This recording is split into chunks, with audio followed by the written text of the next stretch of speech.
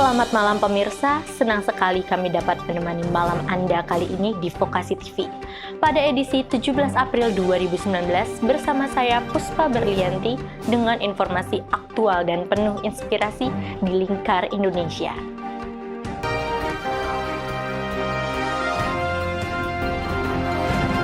Berita pertama datang dari kota Jakarta. Ratusan massa yang mengatasnamakan diri Aliansi Pemuda Mahasiswa, Pengawas KPK, dan Solidaritas Mahasiswa untuk Demokrasi memenuhi depan gedung KPK untuk melakukan demonstrasi yang berlangsung dengan anarkis.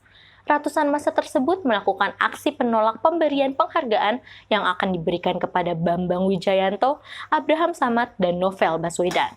Berikut berita selengkapnya.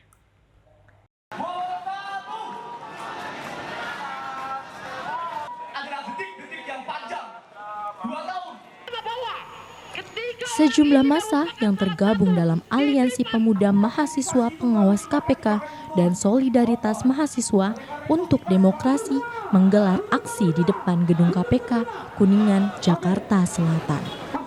Aksi yang berlangsung pada Kamis 11 April 2019 ini merupakan bentuk penolakan pemberian penghargaan 2 tahun kasus Novel Baswedan. Massa mencium gelagat adanya kepentingan politik dalam peringatan 2 tahun teror terhadap Novel. Salah satunya lantaran adanya kelompok pengamanan sebuah ormas pemuda yang diperkenankan masuk ke dalam lobi KPK, sementara kelompok mereka dilarang masuk. Massa aksi pun membakar ban dan spanduk. Bahkan, kelompok tersebut sempat saling dorong dengan aparat kepolisian yang mencoba memadamkan api yang mereka kelilingi. Mengetahui kejadian ricuh ini, Novel Baswedan menanggapinya dengan tenang dan kepala dingin. Yang pertama begini, kalau aksi itu yang ada sekarang ini kan, saya nggak tahu tuh motifnya apa. Artinya saya juga ingin berpikir positif aja lah ini. Orang dipuji-puji juga nggak bagus ya. Kadang-kala juga sering dihina-hina juga biar jadi lebih baik. Saya kira bagi saya nggak ada masalah lah. Orang mau bilangin apa. Sekarang kan fakta-faktanya apa kan saya kira bisa terukur ya. Saya juga tentunya menjaga betul terkait dengan hal-hal yang terkait dengan integritas dan lain-lain. Tapi ketika ada orang-orang punya kepentingan dengan cara-cara tertentu terus menyampaikan hal-hal apapun hina-hinaan ya saya pikir saya nikmati aja.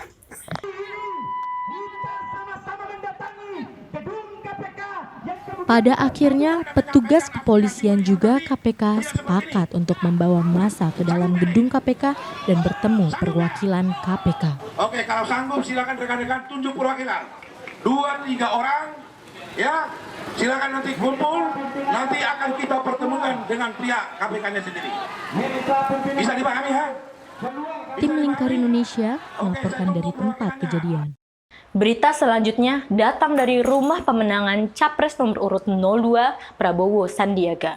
Pada pidatonya tanggal 17 April 2019, usai dilaksanakan akumulasi hitung cepat atau quick count, Prabowo mengatakan adanya lembaga survei yang berusaha menggiring opini publik bahwa Capres nomor urut 02 kalah dalam perhitungan quick count dan berdasarkan lembaga surveinya, Prabowo unggul 62% suara. Berikut berita selengkapnya untuk Anda. Rumah pemenangan Prabowo Sandiaga di Jalan Kertanegara 4, Kebayoran, Jakarta Selatan dibanjiri masyarakat. Rabu 17 April 2019, mereka yang berkumpul adalah pendukung Capres dan Cawapres nomor urut 02, Prabowo Sandiaga. Rumah pemenangan Kertanegara menghelat pidato khusus yang disampaikan Capres 02, Prabowo Subianto. Usai akumulasi suara hitung cepat selesai dilakukan. Calon Presiden Prabowo Subianto menyebut lembaga survei yang mengeluarkan quick count atau hitung cepat dengan keunggulan sementara Joko Widodo berbohong. Saya tegaskan di sini kepada rakyat Indonesia bahwa ada upaya dari lembaga-lembaga survei tertentu yang kita ketahui memang sudah bekerja untuk satu pihak, untuk menggiring opini seolah-olah kita kalah. Meski begitu, Prabowo mengimbau pendukung-pendukungnya agar patuh pada aturan tanpa bertindak di luar batas hukum. Ia berpesan supaya relawan fokus mengawal kotak suara sebab kotak-kotak itu fungsi kemenangan.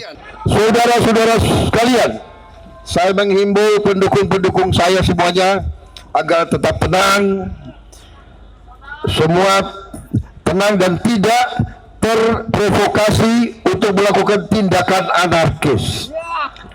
Tetap fokus mengawal kotak suara, karena kotak-kotak itu adalah kunci kemenangan kita. Perhitungan sejumlah lembaga survei melalui quick count pada Rabu 17 April 2019 menunjukkan Joko Widodo Ma'ruf Amin unggul sekitar 54%. Sementara Prabowo Subianto Sandiaga Uno sekitar 45%. Namun, berdasarkan lembaga surveinya, Prabowo mengklaim bahwa ia menang 62% suara. Di C1 bahwa kita menang sampai 62%.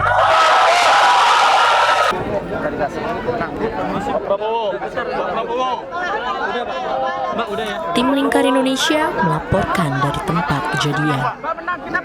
Pemirsa, sarang tawon yang berada di Desa Lewengkolot, Kampung Cibung Bulang, Kabupaten Bogor sudah 2 bulan meresahkan warga. Saat ini sedang dilakukan evakuasi oleh tim rescue Dinas Pemadam Kebakaran Kabupaten Bogor untuk menghindari banyaknya korban. Dan untuk mengetahui informasi selengkapnya, kita telah terhubung dengan Srigan Revi yang berada di lokasi. Silahkan Saudari Revi. Saat ini saya sedang berada di Desa Lewengkolot, Kabupaten Bogor, tepatnya di kediaman Bapak Jack. Terdapat sarang tawon yang ukurannya cukup besar, sekitar setengah meter, di mana sarang tawon tersebut sudah berada di kediaman Bapak Jack selama kurang lebih 2 bulan. Dan sarang tawon tersebut sudah banyak memakan korban warga sekitar yang tersengat, di mana salah satunya harus segera dilarikan ke rumah sakit untuk mendapatkan penanganan intensif. Ya Saudari Revi, bagaimana situasi evakuasi yang terjadi saat ini? Keadaan di sini cukup ramai oleh warga sekitar yang turut ingin menyaksikan proses evakuasi sarang tawon tersebut. Hanya saja harus tetap berjaga jarak karena keadaan yang cukup berbahaya. Apakah ada penjelasan dari petugas terkait proses evakuasi ini? Saat ini saya sedang bersama Bapak Gatot, di mana Bapak Gatot ini merupakan Komandan Regu dari Pemadam Kebakaran Kabupaten Bogor. Selamat malam Pak. Selamat malam. Ya Pak, jadi bagaimana proses evakuasi dari sarang tawon ini? Sarang tawon ini sangat membahayakan untuk masyarakat dan warga setempatnya. Kami berevakuasi dengan anggota sebanyak 6 orang. Evakuasi kurang lama 5 menit. Dengan berat sarang tawon itu sekitar 15 kilo. 15 kilo, ya baik, terima kasih Pak. Jadi begitu pemirsa, proses evakuasi dari sarang tawon yang berada di Desa Lewengkolot, Kabupaten Bogor. Saya kembalikan lagi ke studio. Terima kasih Saudari Revi yang telah melaporkan dari lokasi kejadian. Baik, pemirsa, kami akan kembali setelah pariwara berikut ini.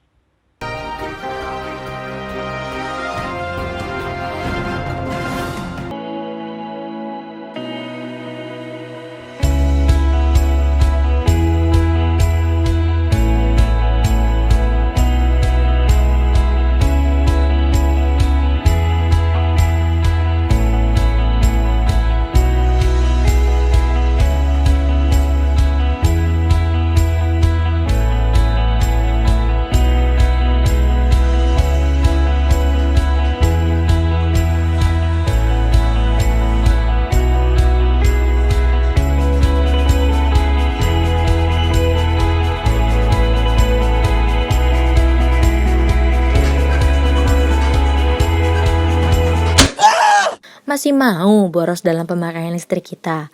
Yuk sama-sama biasakan mematikan lampu di siang hari dan peralatan elektronik 1 jam sehari setara dengan memberikan akses listrik kepada 1 rumah tangga kecil di daerah terpencil. Mari kita hemat energi untuk bumi yang lebih baik. Iklan layanan masyarakat ini dipersembahkan oleh Menteri Energi dan Sumber Daya Mineral Republik Indonesia.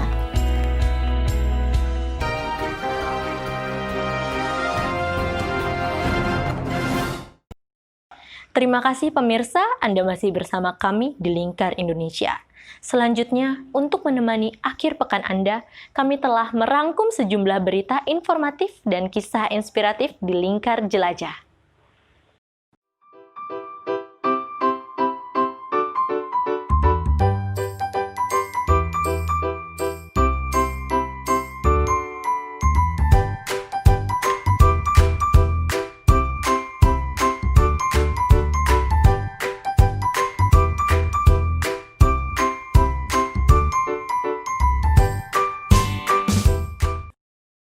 Setiap orang punya mimpi. Sebesar apapun impian itu, tentu jika kita berusaha untuk mencapainya, mimpi itu akan terwujud. Seperti Bapak Gatot Widodo, seorang satpam yang kini telah sukses menjadi dosen bahasa Inggris di Sekolah Vokasi Institut Pertanian Bogor dan pernah berkesempatan mengikuti Japan Exchange and Teaching Program, menjadi sosok inspiratif untuk Anda minggu ini. Berikut selengkapnya.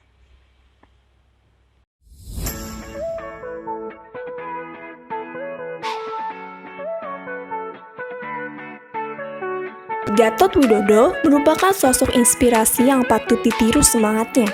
Tinggal di Desa Cikoning, Kabupaten Bogor, Jawa Barat, beliau merupakan seorang dosen bahasa Inggris di salah satu universitas ternama di Indonesia. Pergi merantau dari kampung halamannya dan memulai karir pertamanya sebagai security di Bogor Baranang Siang, bertepatan di Institut Pertanian Bogor. Gatot sangat senang menjalani hari-harinya dengan pekerjaan tersebut. Sampai pada tiba suatu saat, di mana datang sebuah keajaiban yang menuntun beliau sampai pada titik sekarang. Ada kalimat yang luar biasa dari Bapak itu keluar rasanya. Kamu pengen sekolah nggak? Pengen kuliah nggak? Saya bilang, kayak mimpi kan? Saya bilang, mau Pak. Saya kepikiran gitu, ada ini mimpi enggak ya? Semangatnya dalam menjalani hidup serta kerja keras beliau selama ini menuntunnya ke arah yang jauh lebih baik. Mulai dari berkuliah dan dipekerjakan sebagai guru di SMA Kornita. Tidak berhenti di situ saja, beliau juga berkesempatan mengikuti Japan Exchange and Teacher Program ke negeri Sakura mewakilkan Indonesia. Jadi sukses itu bukan berarti punya mobil banyak apa-apa, tapi bisa bermanfaat buat orang lain itu adalah sukses. Bisa membuat orang bahagia, buat orang senang itu sukses. Hasrat yang tidak pernah puas akan pendidikan mendorong beliau untuk melanjutkan pendidikannya ke jenjang S2 dengan mengambil jurusan bahasa Inggris. Dari sekian waktu yang direnggut oleh kesibukan, beliau pun selalu berusaha menyempatkan untuk bermain dengan anak-anaknya di waktu senggang serta membantu sang istri di rumah.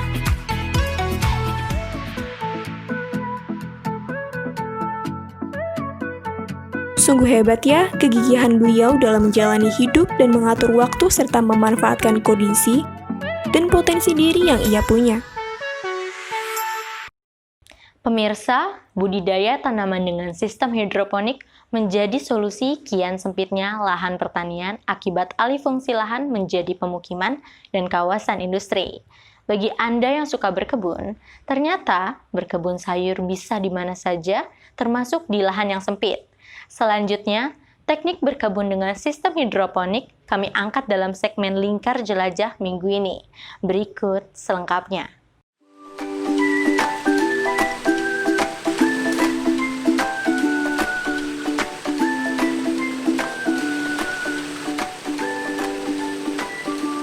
Selamat pagi Sobat Lingkar, kembali lagi dengan saya Tiffany Nata di Lingkar Jelajah. Nah, kali ini saya ada di Greenhouse Hidroponik Mega Mendung. Mau tahu apa aja keseruannya? Yuk ikuti saya terus. Di Kecamatan Mega Mendung Kota Bogor, terdapat greenhouse khusus untuk menanam tanaman dengan metode hidroponik. Hidroponik adalah teknik bercocok tanam tanpa media tanah dan menggunakan air. Beberapa jenis sayur berjajar di talang air greenhouse ini. Ada selada merah dan sawi putih. Tanaman hidroponik cocok bagi kamu yang ingin menghemat air atau tinggal di daerah yang tidak memiliki banyak pasokan air. Bukan hanya membuat taman vertikal, membuat kebun berisi tanaman hidroponik pun tidak sesulit yang dibayangkan. Bahan-bahannya mudah ditemukan di pasaran, misalnya pralon dan gelas plastik. Nah, Sobat Lingkas, kali ini saya sudah ada di dalam greenhouse hidroponik. Mau tahu ada apa aja sih di sini? Sekarang saya sudah bertemu dengan ahlinya, yaitu dengan Mas siapa, Mas? Mas Hamim. Nah, mungkin Sobat Lingkar masih asing dengan berbagai cara pembuatan di sini. Mungkin bisa dijelasin ini apa, Mas? Ini namanya rockwool. Rockwool itu semacam apa, Mas? Media tanam buat sayuran hidroponik. Oh, media tanam. Itu dari bahannya terbuat dari apa, Mas?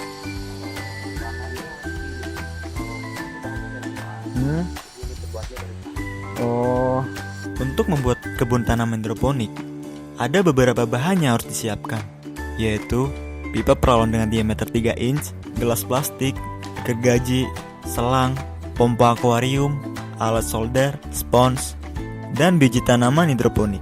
Jika tempatnya sudah siap, kini saatnya meletakkan bibit tanaman hidroponik. Siapkan spons yang sudah dipotong seukuran gelas plastik. Kemudian, letakkan bibit tanaman di atasnya. Penggunaan spons sangat direkomendasikan karena mampu menyerap air lebih lama. Agar tanaman hidroponik bisa tumbuh dengan subur, kamu perlu memberikan larutan nutrisi secara rutin. Tanaman hidroponik butuh nutrisi tambahan berupa pupuk cair. Pupuk cair ini dimasukkan lewat salah satu lubang pralon yang akan dialirkan oleh selang. Dengan menanam di talang air dan nutrisi yang mengalir melalui selang adalah salah satu keunggulan hidroponik yang terbukti sebagai perawatan hidroponik yang bagus. Setiap hari, hasil panen selada di kebun ini berkisar antara 35 hingga 60 kg. nah Sobat Lingkars, ini adalah hasil panen selada yang melalui metode hidroponik. Tetap segar dan ramah lingkungan pastinya. Tren gaya hidup sehat yang saat ini mengunggah peluang bisnis yang lebih luas.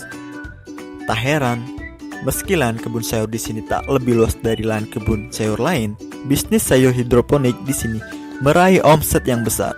Dengan memiliki kebun tanaman hidroponik, kamu bisa memanen sayur sendiri yang pastinya lebih sehat karena tidak menggunakan pestisida. Kantong aman, tubuh pun lebih sehat. Jadi, kapan mau mulai membuat kebun tanam hidroponik sendiri? Dari Bogor, Jawa Barat, Tifa Dinata melaporkan.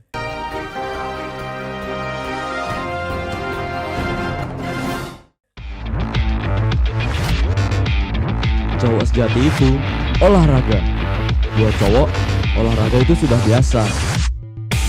Tapi kulit kusam, tidak bisa.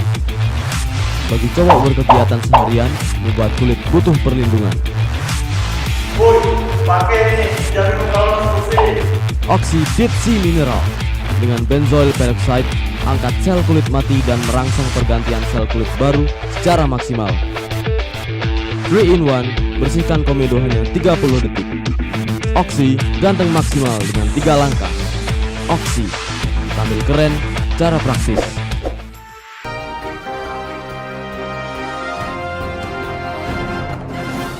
Terima kasih Anda masih bersama kami di Lingkar Indonesia. Selanjutnya, kita akan berkunjung ke Kabupaten Cianjur, Jawa Barat untuk melihat berbagai koleksi bunga di Taman Bunga Nusantara. Berdiri sejak 1995, Taman Bunga Nusantara memiliki beragam wisata mulai dari berbagai taman hingga kegiatan berkuda yang siap memanjakan pengunjung. Berikut selengkapnya untuk Anda. Taman Bunga Nusantara adalah salah satu tempat wisata yang cukup dekat dengan Jakarta. Di Taman Bunga Nusantara ini, kita bisa rekreasi, bermain, dan belajar dengan suasana hijau yang memanjakan mata. Terletak di Kecamatan Pacet Cipanas Puncak, Kabupaten Cianjur, Jawa Barat,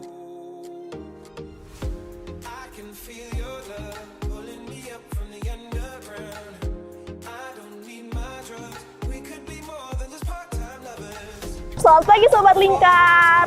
Di edisi Lingkar Jelajah kali ini, kita bakal mengunjungi Taman Bunga Nusantara. Nah, buat kalian yang penasaran, langsung giring aja yuk. Anda cukup membayar uang sebesar Rp40.000 untuk menikmati wisata seluas 35 hektar ini.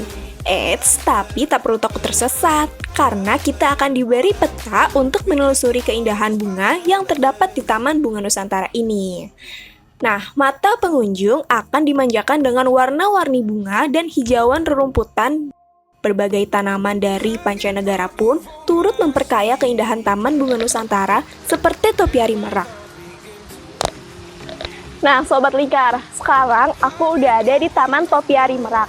Nah, tanaman di Topiari Merak ini ada 25.000 tanaman yang ditanam di sini. Dan setiap 2-3 bulannya, warna dan bentuk dari tanaman ini selalu diganti.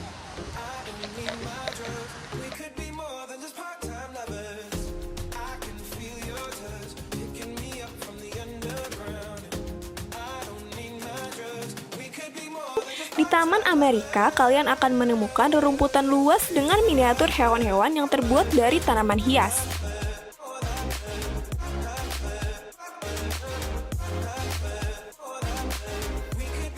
Saya pun berkunjung ke salah satu tempat yang menjadi spot menarik bagi pengunjung, yaitu Taman Labirin atau Maze Garden. Di belakang aku ini sudah ada Taman Labirin. Nah, Taman Labirin ini merupakan taman yang cukup unik karena tanaman yang di sini dibentuk seperti labirin yang cukup luas. Ikutin yuk! Nah, di Taman Labirin, kamu bisa menelusuri jalan yang berliku-liku di dalamnya. Tanaman di sini memiliki tinggi sekitar 160 cm loh. Dan tanaman di sini terbuat dari pangkasan pohon pucuk merah yang dibuat sedemikian rupa, yang memungkinkan kamu untuk bersembunyi ataupun main balapan mencari jalan keluar. Kalau takut tersesat, kamu bisa membeli peta seharga Rp2.000.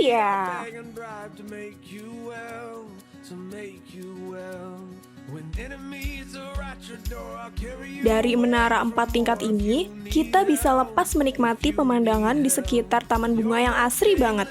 Sayangnya, lift yang tersedia sudah tidak berfungsi lagi, jadi kamu harus mendakinya melalui anak tangga.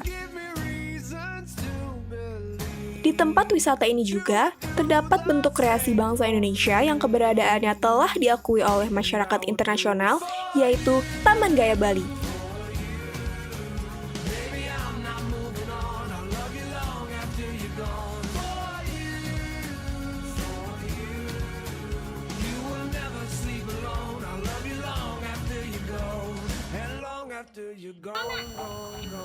Nah, Sobat Lingkar, selain di Taman Bunga Nusantara ini kita bisa melihat taman-taman yang bagus, kita juga bisa melakukan kegiatan panahan, berkuda, maupun sewa kostum. Nah, untuk itu ikutin aku yuk!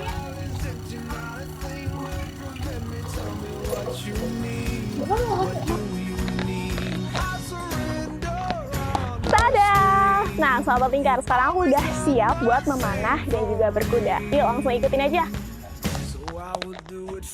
Bagi kamu penggemar panahan, kamu bisa mencoba kegiatan ini dengan membayar Rp20.000. Kamu pun bisa menyewa busana ala Indian hanya dengan seharga Rp25.000. Murah banget kan?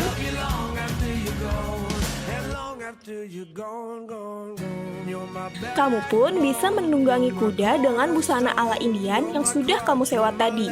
Nah, seru banget kan?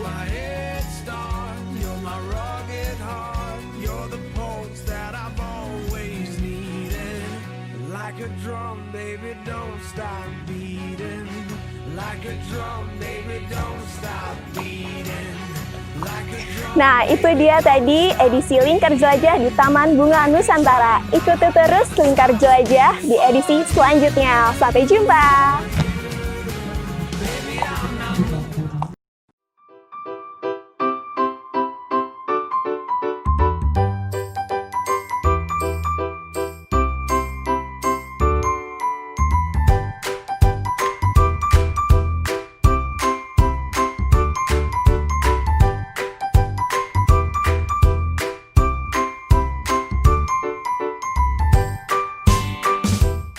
Baik pemirsa, informasi tadi sekaligus menutup jumpa kita di Lingkar Indonesia kali ini. Saksikan terus Lingkar Indonesia pada Vokasi TV, televisi masa kini. Saya Puspa Berlianti dan segenap tim redaksi yang bertugas pamit undur diri. Selamat malam, selamat beristirahat.